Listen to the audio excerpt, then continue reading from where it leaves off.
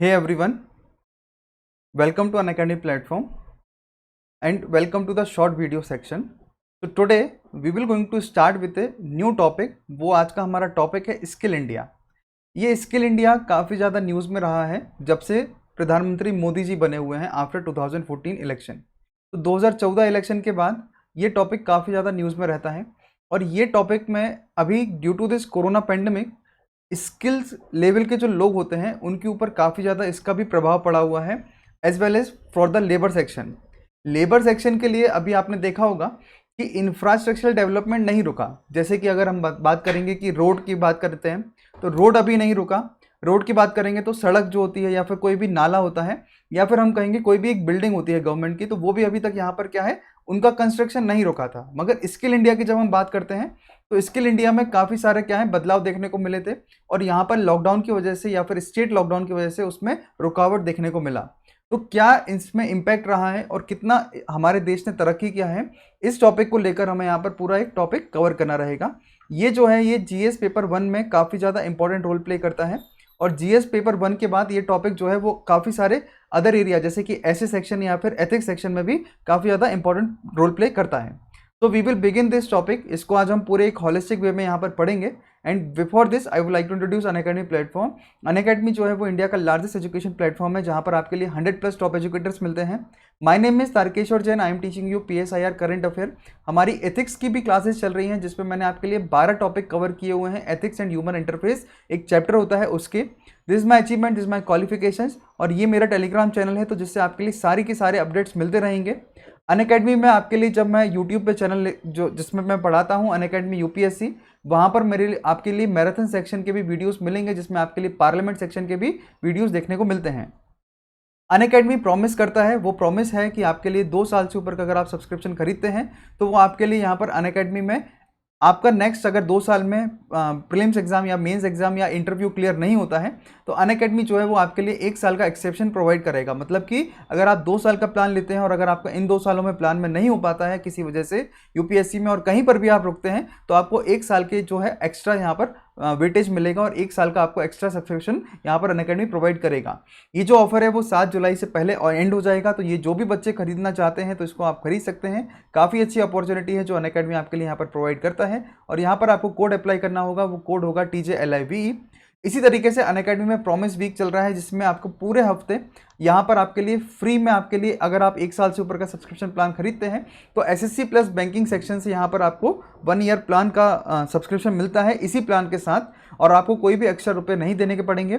Unacademy में आपके लिए मेंस एग्जामिनेशन तक या अनअकैडमी आपको गारंटी देता है कि आपको मेंस एग्जामिनेशन तक आपका जो सब्सक्रिप्शन है वो वैलिड रहेगा और अनअकैडमी में आपके लिए 30,000 रुपये तक की टेस्ट सीरीज अनअकैडमी प्रोवाइड करता है जिसमें आपके लिए 80 टेस्ट मिलते हैं, 50 प्रीलिम्स के टेस्ट होते हैं, 30 मेंस के टेस्ट होते हैं और अनअकैडमी आपके लिए कॉम्बो होता है। तो कॉम्बो में आपके लिए अगर TJLIVE कोड अप्लाई करेंगे तो उस कॉम्बो में आप यहाँ पर you can get the 10% discount and option में आपके 25% डिस्काउंट यहाँ पर मिल जाता है।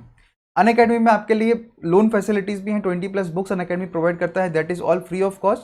प्लस एंड आइकॉनिक 2 प्लान होते हैं, live test, weekly test, structured course, unlimited access to the classes, ये आपके लिए प्लस प्लान में मिलते हैं।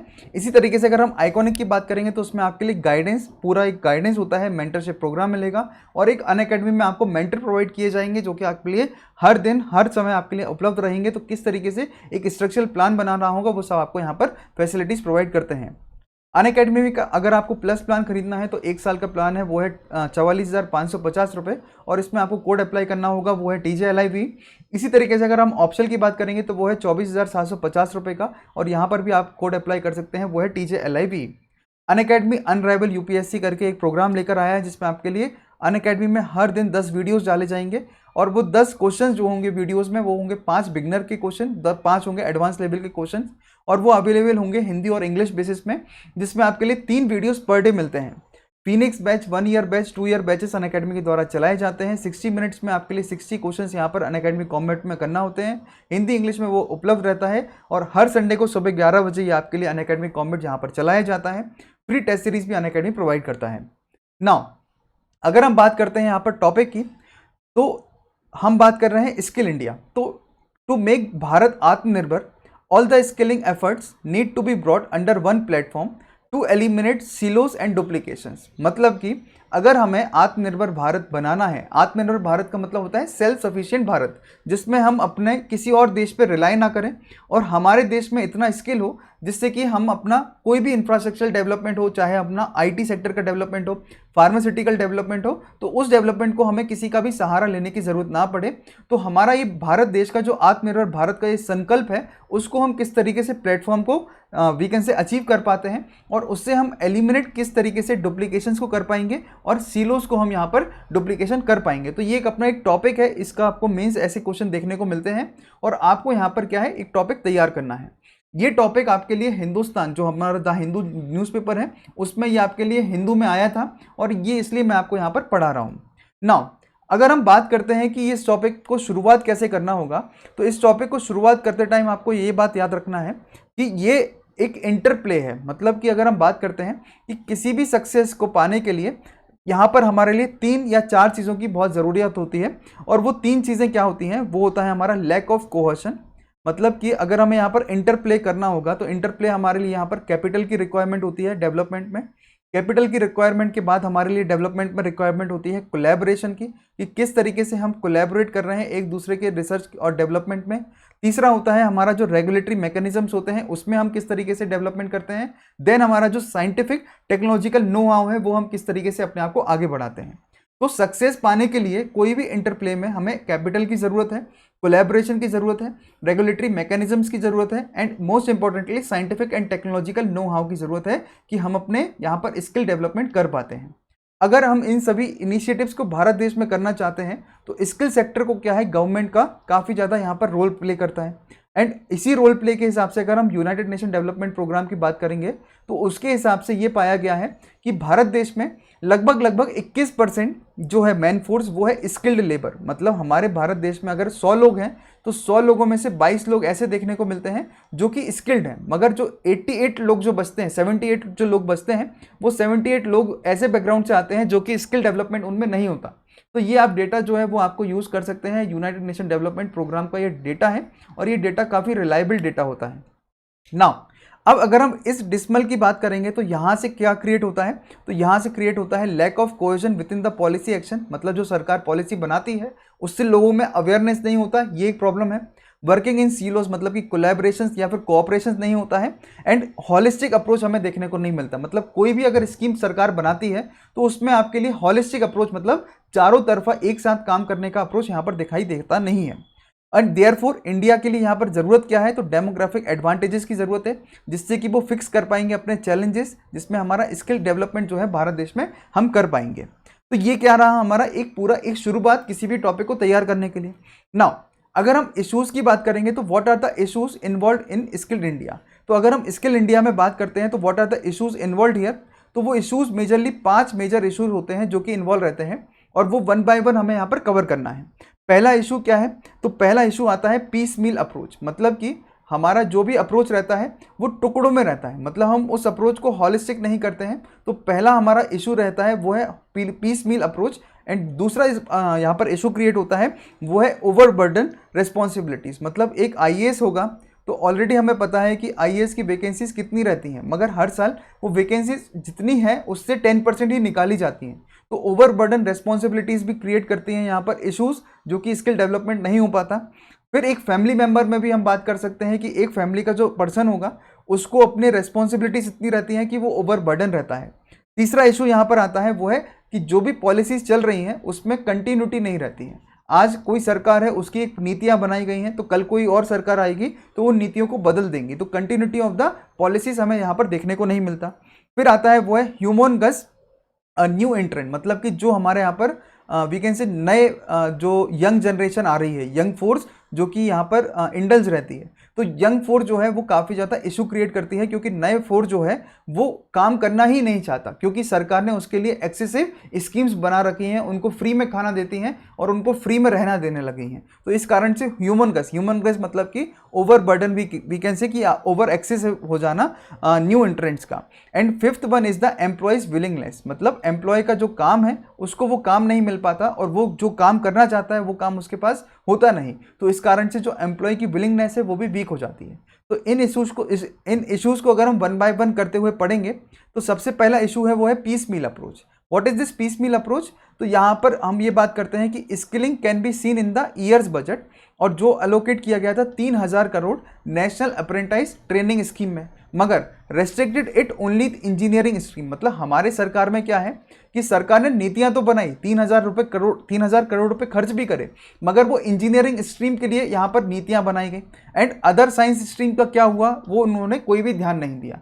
तो यहाँ पर क्या है, पीस मील अप्रोच, मतलब टुकड़ों में हम यहाँ पर क्या है डेवलपमेंट करना चाहते हैं। अभी हम फोकस कर रहे हैं इंजीनियरिंग पे, कल को हम फोकस करेंगे आर्ट्स पे, परसों हम फोकस करेंगे मेडिकल पे। तो ऐसा कोई फोकसमेंट होना चाहिए या फिर फोकस होना चाहिए हमारे देश में जो कि एक होलिस्टिक फोकस हो, मगर पीस मील अप्रोच हमें यहाँ पर दिखाई देता है। दूसरा प्रॉब्लम यहाँ पर है वो है ओवरबर्डन रेस्पॉन्सिबिलिटीज। तो जैसे कि हम बात करते हैं प्रधानमंत्री कौशल विकास योजना, प्रधानमंत्री कौशल विकास योजना लाई इसलिए गई थी जिससे कि हमारे देश में स्किल डेवलपमेंट होगा, और ये इसका इंपार्टमेंट था स्किल डेवलपमेंट में। हम 8 लाख पर्सन 2020 से 21 में इसमें जोड़ेंगे, मतलब 8 लाख लोगों को ऐसे स्किल दिलवाएंगे जिससे कि वो आगे चलकर डिस्ट्रिक्ट लेवल पर, we can say tehsil level पर वो काम कर पाएं। बट यहाँ पर प्रॉब्लम क्या हुआ कि रिलायंस हो गया, मतलब एक्सेसिव यहाँ पर बर्डन हो गया डिस्ट्रिक्ट स्किल डेवलपमेंट कमेटी के ऊपर, जिसमें डिस्ट्रिक्ट कलेक्टर यहाँ पर काम कर रहा है। हमने यहाँ पर काम क्या किया कि एक जो डिस्ट्रिक्ट कलेक्टर होता है उसके पास ऑलरेडी काम है, और उसी डिस्ट्रिक्ट कलेक्टर को यहाँ पर एक और एडिशनल वर्क दे दिया, और वो काम क्या दिया कि प्रधानमंत्री कौशल विकास योजना के तहत वो यहाँ पर लोगों को स्किल डेवलपमेंट कर पाएंगे। तो यहाँ से क्या हुआ, प्रायोरिटीज उतनी ज़्यादा देखने को नहीं मिलती। Then comes discontinuity in the policy process. तो एक हमारे देश में चल रहा था वो था नेशनल स्किल डेवलपमेंट एजेंसी, जिसको 2013 में यूपीए सरकार ने शुरू किया था। काम क्या था कि इंटर डिपार्टमेंटल इश्यूज को इंटर मिनिस्ट्रियल लेवल पे वो रिजॉल्व करेंगे, एंड वो यहाँ पर एफर्ट्स दिखाएंगे सेंटर को। बट यहाँ से हुआ क्या कि इसको हमने इसके अंदर फिर we can say national council for vocational training के अंदर उसको सब्स्यूम कर दिया। तो इससे क्या हुआ कि पॉलिसी डिसकंटिन्यू हो गई। जो लोगों को इस पॉलिसी के लिए अवेयरनेस दिलवाया था सरकार ने, वो अवेयरनेस अब इस पॉलिसी के लिए दिलवाना पड़ा। तो देखिए, वैसे ही हमारे देश में लिटरेसी रेट भले ही ज़्यादा होगा, मगर लोग क्या होते हैं, एंगेज नहीं होना चाहते। अगर उनके पास एंगेजमेंट ऑलरेडी किसी स्कीम की है, वो उसमें जागरूक हैं, तो अगर हम दूसरी स्कीम में उनको जागरूक करवाएंगे तो काफ़ी ज़्यादा यहाँ पर प्रॉब्लम फेस करनी पड़ती है उन अवेयरनेस में।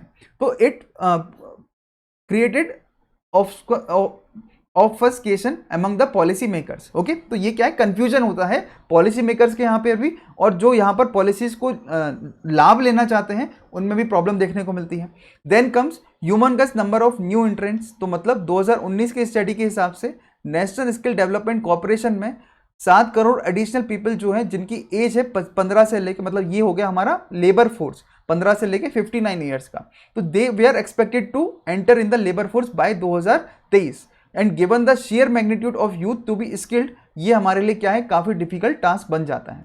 फिर आता है एम्प्लॉयर्स अनविलिंगनेस। एम्प्लॉयर का अनविलिंगनेस क्यों है? क्योंकि इंडिया के जो जॉबलेस है इशू, वो not only the skill problem, वो स्किल प्रॉब्लम नहीं है, मगर वो representative of the lack of appetite of industrialist and small medium enterprises for recruiting. मतलब अब जो स्मॉल मीडियम एंटरप्राइजेस हैं, छोटे बड़े जो उद्योग जिसको हम बोलते हैं, वो उद्योग यहाँ पर लेना ही नहीं चाहते। क्यों? इस वजह से नहीं लेना चाहते कि उनमें स्किल प्रॉब्लम है, नहीं, इस वजह से नहीं लेना चाहते क्योंकि उनके यहाँ पर क्या है, काम चल जाते हैं, and due to limited access to the credit, NPA की वजह से, बढ़ते हुए एनपीए की वजह से, इन्वेस्टमेंट रेट के डिक्लाइन होने की वजह से यहाँ पर जॉब क्रिएशन में प्रॉब्लम क्रिएट हो जाती हैं। तो एम्प्लॉयर्स का अनविलिंगनेस होना भी यहाँ पर देखने को मिलता है, एंड एम्प्लॉय का अनविलिंगनेस भी देखने को मिलता है। एम्प्लॉयर मतलब क्या हो गया, जिसका वो मालिक, जो उसका मालिक होता है उसको हम बोलते हैं एम्प्लॉयर, और जो वहाँ पर काम करता है वो होते हैं employee. Okay, what can be the way forward? तो सबसे पहले हमारा वे फॉरवर्ड होगा कि हमारे देश में जो एजुकेशन एंड स्किल है उसको हमें यहाँ पर ठीक करना है। दूसरा वे फॉरवर्ड है कि हमें स्किल सर्वे यहाँ पर करवाने की ज़रूरत है। चौथा यहाँ पर वे फॉरवर्ड होगा कि हमें एक्सपेंडिचर बढ़ाना होगा एजुकेशन एंड ट्रेनिंग में। और चौथा यहाँ पर बात होती है वो होती है कि हमें इंटरनेशनल सक्सेस मॉडल को देखकर अपने यहाँ पर इम्प्लीमेंट करने की ज़रूरत है। अगर हम पहले बात करते हैं तो एजुकेशन और स्किल को सेपरेट नहीं करना है, उसको साथ में लेकर चलना है। तो आर्टिफिशियल सेपरेशन ना करके हमें यहाँ पर फॉर्मल एंड वोकेशनल एंड करके यहाँ पर इम्बाइब करना है, जिससे कि हम सीमलेस इंटीग्रेशन को कर पाएँ। सो इसी कॉन्टेक्स्ट में हमारी जो नेशनल एजुकेशन पॉलिसी है वो एक राइट अप्रोच है जो हमें एम्फेसाइज करेगा, जिससे हमारे वोकेशनल डेवलपमेंट भी होगा एंड फॉर्मल एजुकेशन भी यहाँ पर डेवलपमेंट देखने को मिलेगा, स्कूल लेवल पर भी एंड हायर एजुकेशन लेवल पर भी। एंड न्यू एजुकेशन पॉलिसी जो है वो यहाँ पर हब एंड स्पोक मॉडल की बात करती है। And what is this hub and spoke model? मतलब हम एक हब भी बनाएंगे और उसमें लोगों को यहाँ पर शिक्षा भी दी जाएगी और शिक्षाओं के साथ स्किल डेवलपमेंट भी करवाया जाएगा। और इसमें यहाँ पर ITI होगा, ITI से एक हम हब की तरह उसको काम करवाएंगे और इसमें हम वोकेशनल ट्रेनिंग इंस्टीट्यूट को बनाएंगे, जिससे कि स्टूडेंट जो होंगे वो यहाँ पर 5 से 7 स्कूल में 1 साल यहाँ पर एक्सपोजर उनको मिल जाएगा। मतलब एक स्कूल जहाँ पर एक अच्छा काम होगा तो दूसरा स्कूल वहाँ पर जाके काम कर सकता है, तीसरा स्कूल जहाँ पर आके यहाँ पर उससे सीख सकता है, तो एक दूसरे से यहाँ पर सीखने में हेल्प होगा। फिर आता है स्किल सर्वे। स्किल सर्वे मतलब सर्वे जो हमारे देश में होते हैं वो आधे सर्वे खराब होते हैं। आप सभी को पता होगा कि आज कोरोना की वैक्सीन लग रही है, तो ये स्किल सर्वे में प्रॉब्लम यहाँ पर देखने को मिलती है कि आधार कार्ड पैन कार्ड तो मांगते हैं, मगर वो आधार कार्ड पैन कार्ड जो भी मांगे जाते हैं वो यहाँ पर प्रॉब्लम क्रिएट होती हैं। तो analysis of such survey would help in designing course structure of the training program and standardize course curriculum और ट्रेनिंग डिलीवरी सिस्टम यहाँ पर हमें डेवलपमेंट करना जरूरी है। देन आता है हमारा enhance expenditure on education and training. तो ये भी हमारे लिए ज़रूरत है कि 6% ऑफ द GDP जो है वो यहाँ पर करना ही होगा हमें एक्सपेंडिचर पूरे बजट का एजुकेशन के क्षेत्र में, न्यू एजुकेशन पॉलिसी में, जिससे कि हम इन अचीवमेंट को अचीव कर पाएँ। फिर है कि इंटरनेशनल सक्सेस मॉडल देखना ज़रूरी है। जैसे कि हम बात करेंगे कि चाइना एकदम से कैसे आगे बढ़ गया, जर्मनी अगर वर्ल्ड वॉर 2 में ख़त्म हो गया था, जापान वर्ल्ड वॉर 2 में ख़त्म हो गया था, तो कैसे उन्होंने अपने आप को आगे बढ़ाया। एंड ब्राज़ील एंड सिंगापुर भले ही छोटे छोटे देश हैं, जैसे सिंगापुर बहुत छोटा है मगर फिर भी उन्होंने इतने अचीवमेंट कर पाए। तो how they have achieve this model या फिर how they have achieve this success, तो इन मॉडल से हमें पहचान के अपने यहाँ इम्बाइब करने की ज़रूरत है। कंक्लूजन के तौर पे क्या होगा, तो हमें अगर आत्मनिर्भर भारत बनाना है तो जितने भी स्किल एफर्ट्स हैं उनको हमें एक ही प्लेटफॉर्म पे लाना होगा, जिससे कि हमारे यहाँ पर साइलोस एंड डुप्लीकेशंस ना हो एंड स्टडी इंस्टीट्यूशनल फ्रेमवर्क्स होना चाहिए, जिससे कि हम प्रैक्टिकल एंड रियल पाथवे को अचीव कर पाएँ और mainstream and vocational program को यहाँ पर हम एक साथ लेकर आ पाएँ। तो ये एक अपना क्या हुआ टॉपिक तैयार हुआ स्किल इंडिया में, जिसमें हमने वे फॉरवर्ड भी देख लिया। स्किल सर्वे वे फॉरवर्ड है, बजट बढ़वाना एजुकेशन में वो भी एक वे फॉरवर्ड है, इम्बाइब करना इंटरनेशनल सक्सेस मॉडल को वो भी एक वे फॉरवर्ड है। इशू स्किल डेवलपमेंट में क्या है, तो पीस मील अप्रोच को खत्म करना है, ओवरबर्डन रिस्पॉन्सिबिलिटी जो डिस्ट्रिक्ट कलेक्टर के पास है उसको खत्म करना है, डिसकंटिन्यूटी जो पॉलिसी प्रोसेस में है उसको भी हमें खत्म करना है, and humongous number of new entrant जो आ रहे हैं इतने सारे लोग, तो उन सभी को हमें यहाँ पर एक प्रोग्राम बनाना पड़ेगा कि 7 करोड़ लोग भले ही एडिशनल में आएंगे मगर वो सब काम कर पाएँ। एंड एम्प्लॉय की विलिंगनेस भी यहाँ पर बहुत ज़रूरी है, एम्प्लॉयर की भी ज़रूरी है और एम्प्लॉय की भी ज़रूरी है। और यहाँ से हमने UNDP का डेटा भी देखा एंड UNDP के डेटा में क्या लिखा गया है कि जितना भी हमारे यहाँ पर काम हो रहा है उसमें 21.1% जो है लेबर फोर्स यहाँ पर वो है एंगेज हो रही स्किल में, मगर इसके अलावा बाकी जो लेबर फोर्स है उसका हमें क्या करना है, कैसे हम उसको यूटिलाइज करेंगे, that also we have to see. तो ये हमारा एक टॉपिक पूरा तैयार होता है। TJLIB इज़ माई कोड, यहाँ पर आप 10% डिस्काउंट अवेल कर सकते हैं। लाइक शेयर एंड सब्सक्राइब करना बहुत ज़रूरी है। तारकेश्वर जैन PSIR मेरा टेलीग्राम चैनल है, उसको आप यहाँ पर जाएंगे तो आपको PDF यहाँ से आप कलेक्ट कर सकते हैं। तो thank you so much for listening this. I will bring more topic related to this. Thank you so much.